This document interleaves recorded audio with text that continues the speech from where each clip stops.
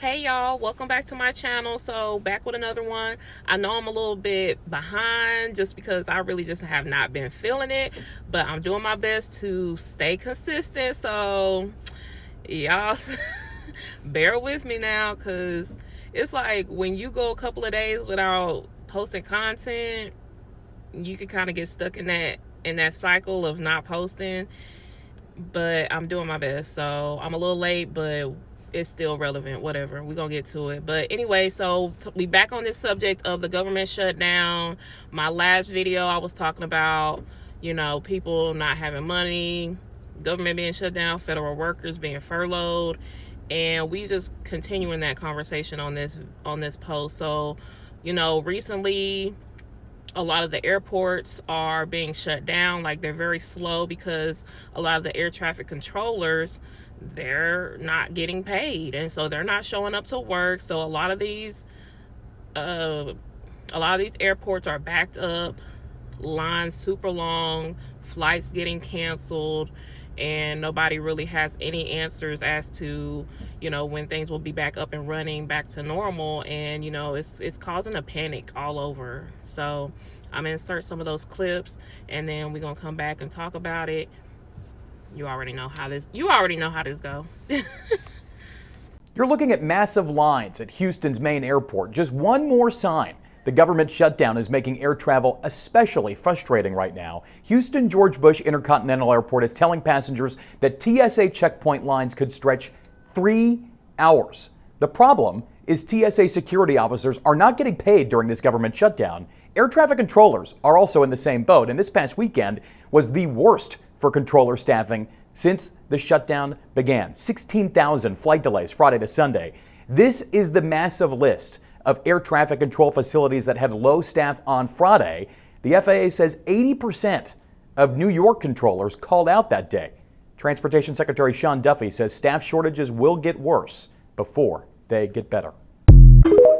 We have major news right now. The United States government may be forced to close parts of its airspace starting next week, according to Transportation Secretary Sean Duffy. If the government shutdown prolongs, that would be seismic.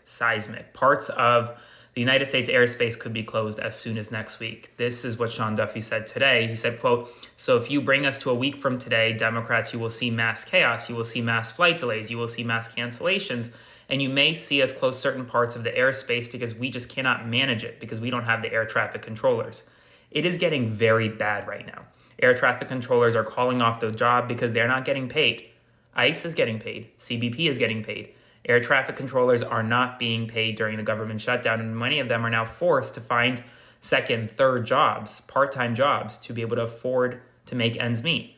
And now parts of the airspace may shut down. Significant news right now. Spread the word. Full updates on my Substack, linked in bio. Subscribe to support. Follow along for more.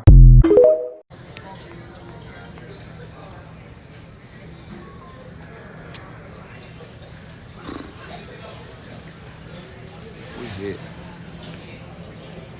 It's over with.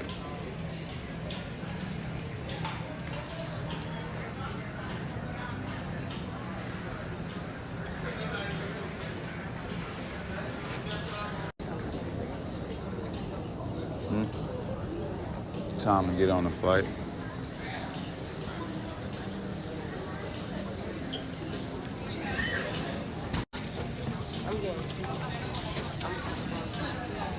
Is that gonna hurt you? Okay. I'm just trying to go through that way. That way.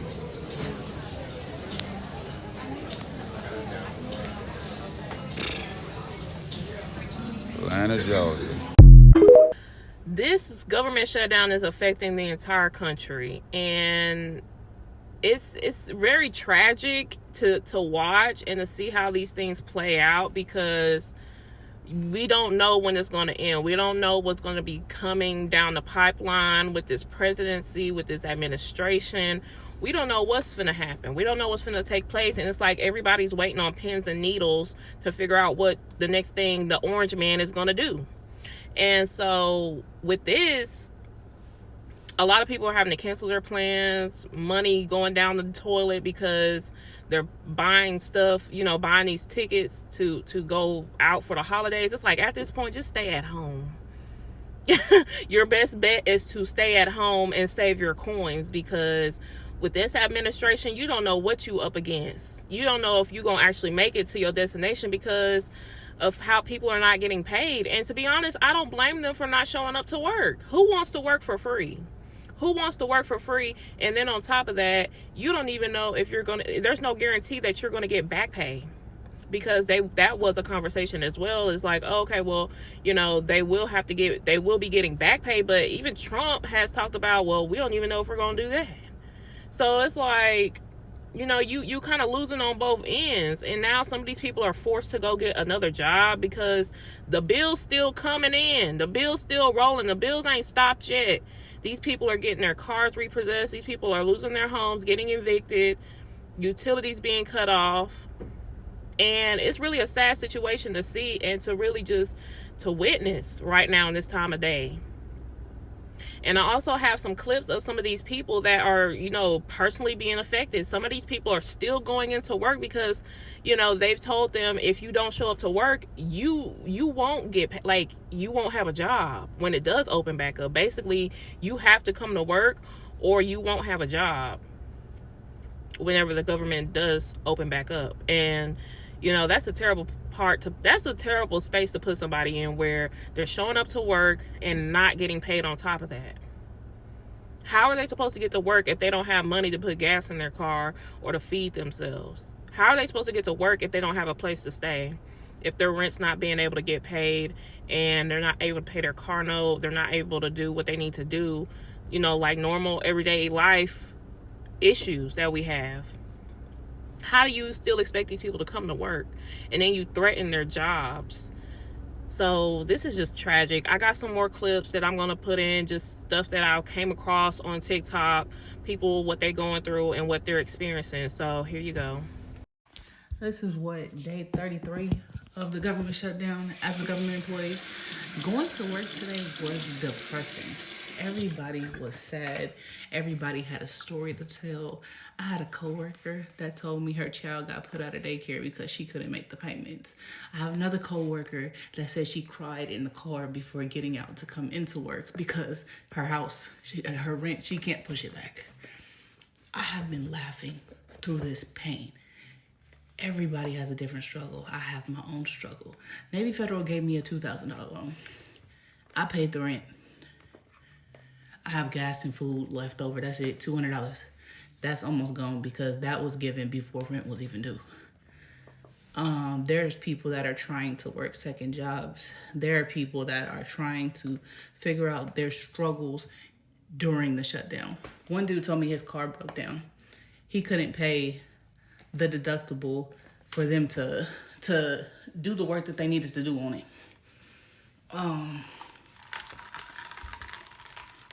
Everybody's just sad.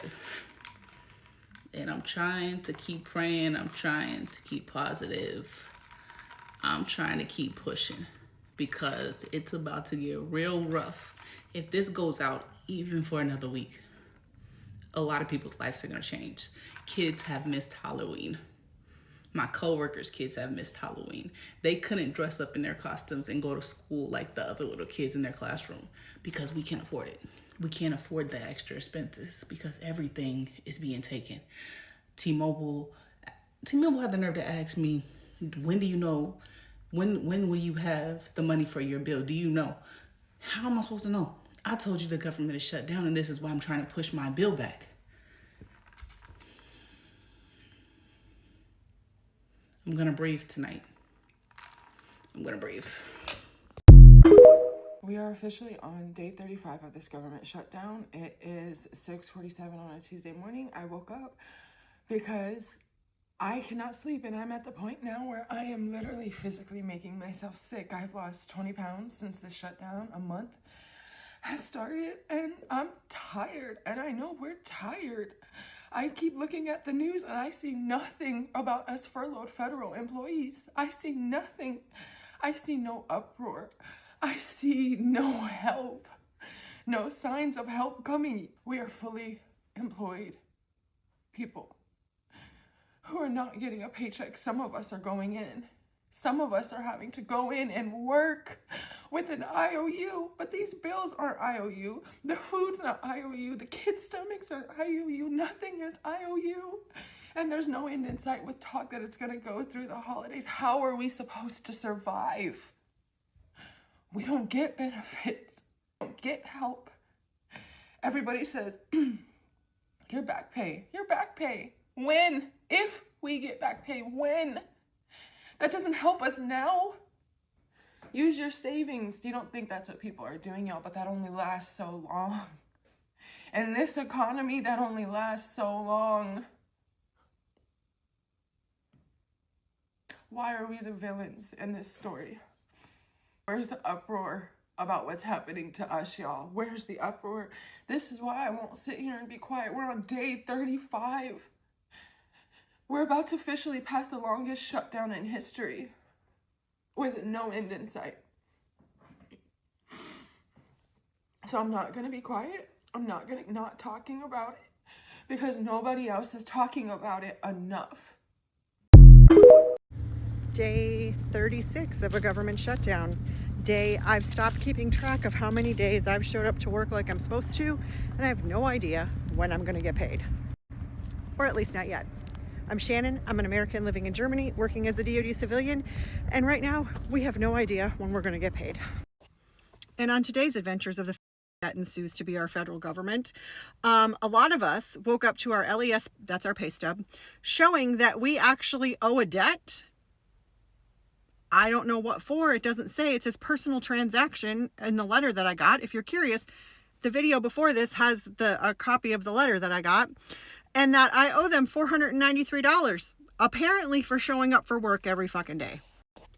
It was somewhat reassuring when I got to work and discovered I wasn't the only one who got said debt letter. I told you they were going to mess up our pay. I told you it was coming.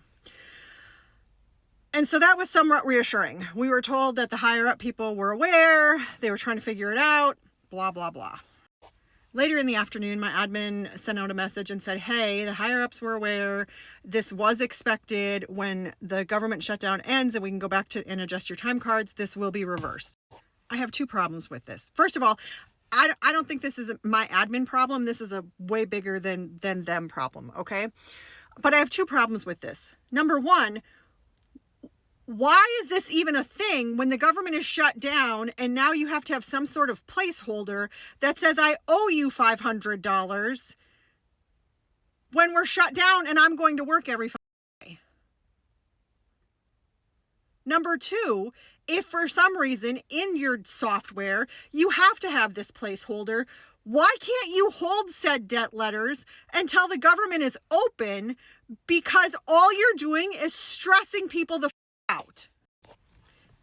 Is this some kind of error thing, placeholder, whatever the you want to call it? Maybe, probably, because I went back through all my LESs and I couldn't figure out where this number was coming from because it doesn't match my hourly rate, daily rate, overtime rate. It doesn't match anything, so I don't know why it's there.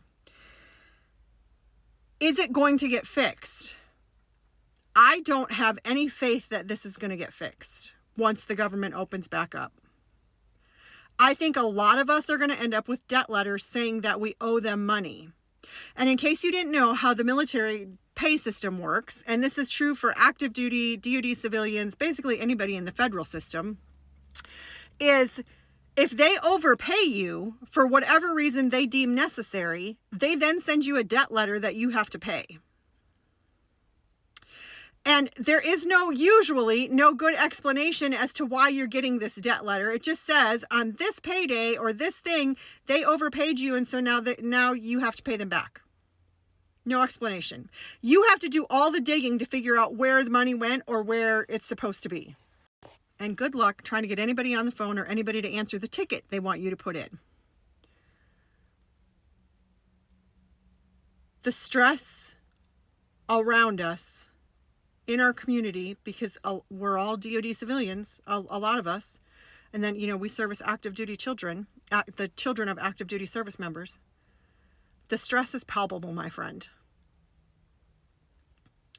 And you couple this with regular every day-to-day shit people are going through, and it's too much. It should not have to be this difficult to navigate regular life. I probably needed a hug today, and instead I closed my office door and cried for 30 minutes on my lunch hour because it's too much. Now, not only are we not getting paid, I have to make sure you take back this debt letter and I don't owe you $500. Thanks. Welcome to this episode of What the Wednesday. A lot of us are out here struggling right now. It's very hard. And I really feel bad for these people who are having to go through this, especially the ones who, you know, they don't know if they're going to get paid or not. Like, that's wild. You know, it's one thing to be let go, you know, to be laid off from a job, but it's something completely different when you have to continuously work for a job without pay. And then you don't even know if you're going to get back paid for that time that you work for free. Because basically that's what they're doing. It's like free labor. It's like this is not slavery. People do not work for free. Why do you expect people to work for free and then threaten their jobs, their livelihood, because they're not getting paid, which, you know, they have a right to not come to work when they're not being paid? And then most recently, you know, Trump came on to say that he's going to be giving out these $2,000 stimulus checks for people, you know, to pay for their own health care. What's up with that? Like, what is $2,000 going to do for people to afford health care? Are you going to give this to us every month? Because health care is not just a one-time cost thing. It's a monthly thing. You know, it's a year-round thing. So how do you expect this to help people?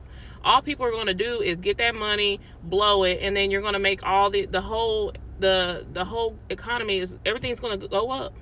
Everything is high already. So giving out stimulus checks is only going to stimulate the economy even more, make people buy up stuff, make the costs go up and increase. Everything is going to increase just like it did with the pandemic when he gave out those stimulus checks then. Everything increased. Everything. And that's just all it's going to do is just repeat the same cycle. Like, we complaining about stuff being expensive now. The cost of eggs now is going to be about $30 by the time if he decides to give another stimulus check.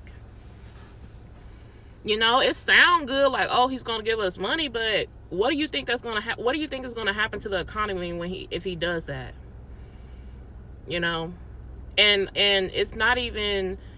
it's really not even to help people. Like, it's really to our detriment if you think about it, because you're not helping us get ahead. You're only making it worse, because you're going to cause people to even become even more poor, because everything is going to be much more expensive.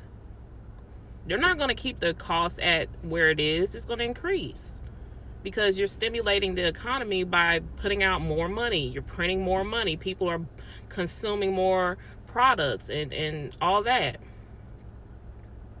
I don't know what to say about this. It's a very sticky situation, and I really just want to see what happens, which, I mean, we're all waiting to see what happens and how he's going to turn this thing around, you know. And people say, oh, this is why you should get out and vote. But I'm at the point where I don't even vote, because it doesn't matter.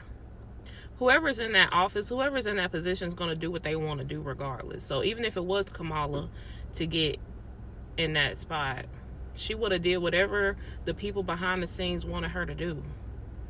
So it ain't about, oh, getting out and voting. It's about who's controlling behind the scenes. It's about that. It's not about really us. So I don't sit here and try to force people to go vote and, oh, you need to go vote.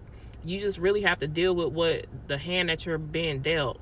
You just have to take what you're given and make adjustments. That's really all you can do. And pray to God that we can get through this, and he, you know, provides us, which he will provide us to make it through and see it on the other side. That's what I'm doing right now. Let me know what y'all think in the comments. Like I said, this is a very sticky situation. A lot of people are struggling right now. We all going through it, and we all dealing with this, and we watching. Everybody watching on their hands and knees. Not hands and knees, Lord forgive me. Watching on pins and needles. Scratch that, y'all. Just scratch that out, okay? Everybody waiting on pins and needles. But anyways, let me know what y'all think in the comments. Until next time.